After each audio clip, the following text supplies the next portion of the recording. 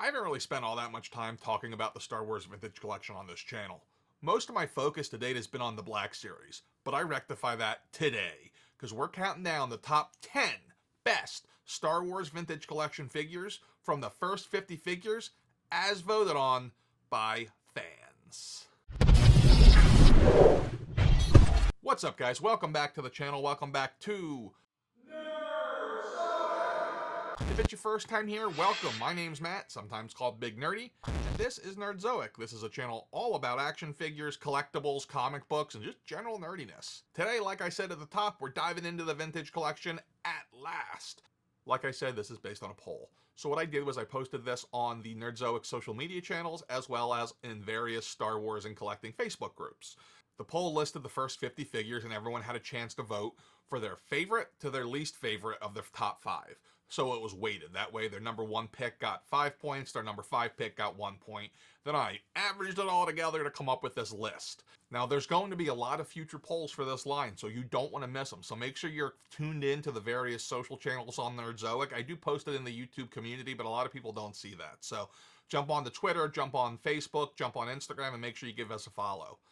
Now, as far as future polls go, right now the poll for figures 51 to 100 is up. So don't sleep on that. When you're done watching this video, go and vote. I'll make sure I link to it at the end of the video and in the description.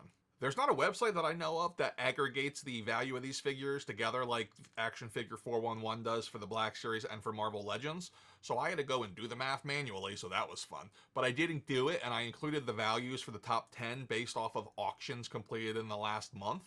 All of those are going to be talked about during the video, and I'll include links down in the description to go pick them up on eBay if you're interested. Let's do this!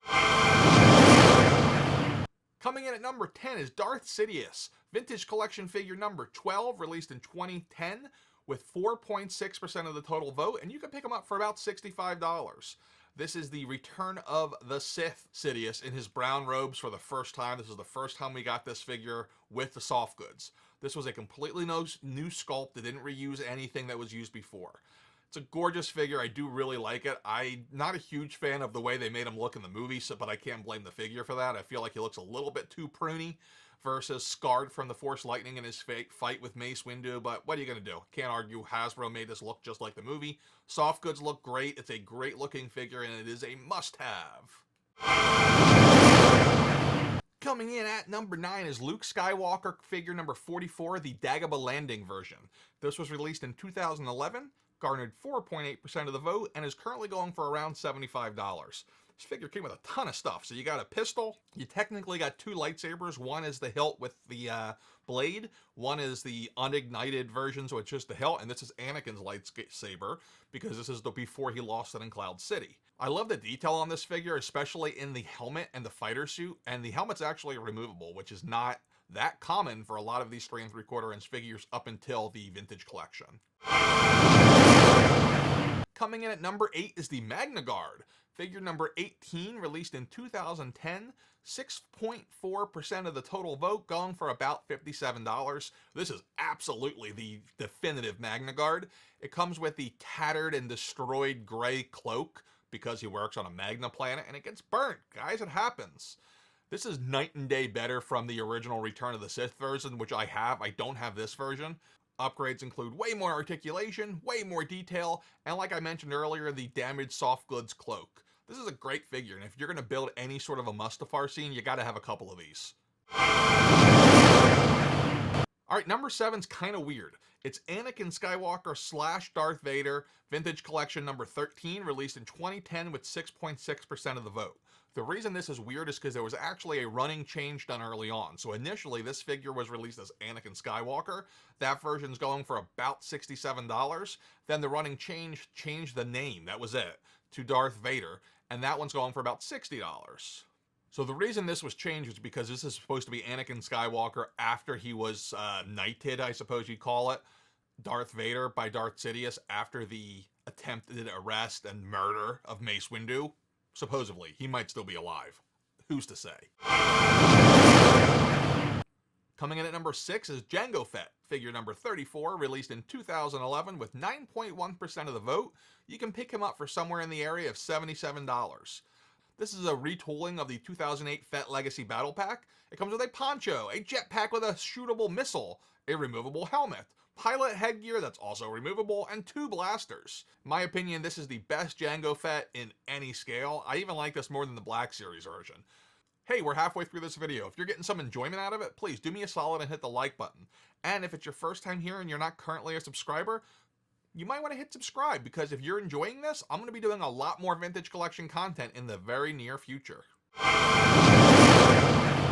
Okay, coming in at number 5 is Boba Fett, figure number 9 from 2010 with 9.9% of the vote, going for about $32, so he's not expensive.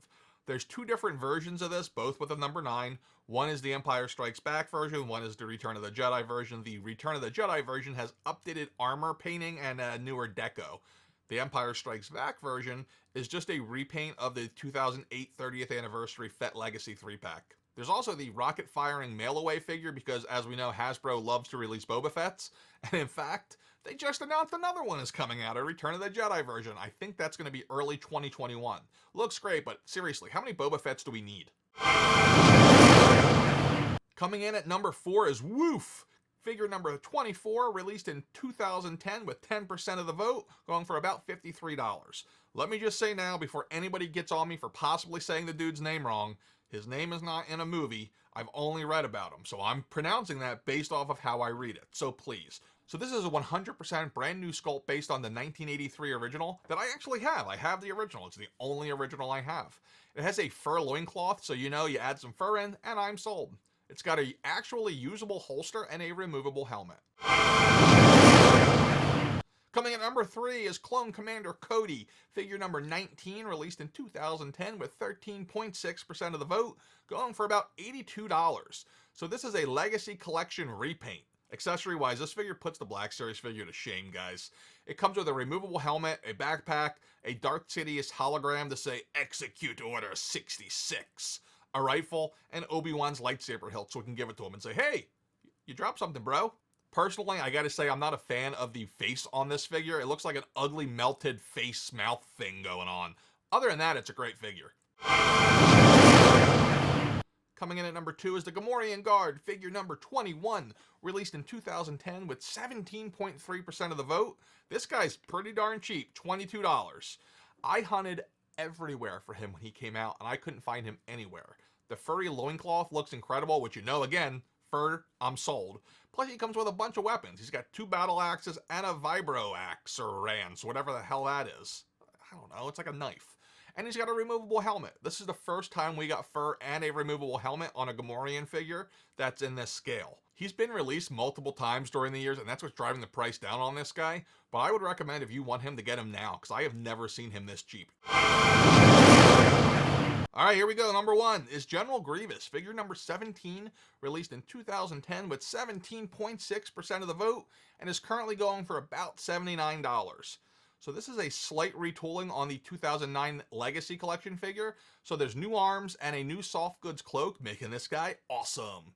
He comes with a bunch of stuff, as you'd expect: 2 ignited lightsabers, 2 unignited hilts, plus his blaster and his cloth goods cloak. Not a huge fan of the Grievous character, but I do love this figure. I would love to get my hands on this one. I do not have him. Alright gang, question of the day. What do you think the future holds for the Star Wars Vintage Collection line and the 3 3/4 inch scale in general? I'm curious to know your takes. I'll put mine down in the comments. Till next time, be cool and stay nerdy.